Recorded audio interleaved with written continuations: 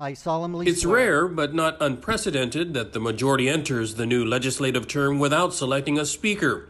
After several weeks of caucus meetings, no Democrat has the 8 votes needed. That leaves the door open for Republicans to leverage Minority Leader Frank Blas Jr. And so, recognizing that they hadn't come up with the leadership, it was, the Republican group of senators, members of the 37th Guam Legislature, that said, look, if they're not going to be able to discern or decide who the leader is amongst themselves, then we're going to nominate, one of us. The Democrats still have the numbers to decide amongst themselves, but if they can't break the current impasse, they'll need to reach across the aisle for decisive votes. I would say that within the last 48 hours, yes, there have been very and the discussions have become, for lack of a better term, more aggressive in trying to convince, our group, again, as we've publicly stated, we are going to vote as a bloc. When people ask us, well,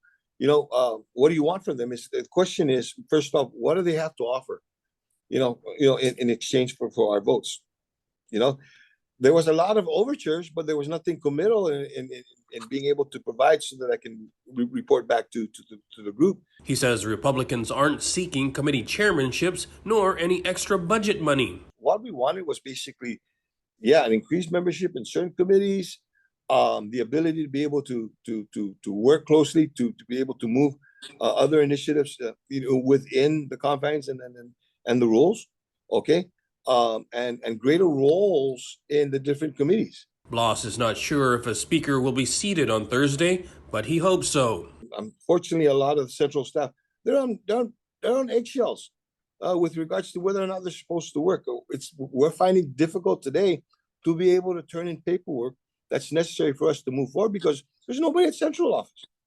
Okay, and people don't know who's in positions of leadership there. We can't continue to operate that. We've got to move forward. For KUAM News, I'm Nestor Lecanto.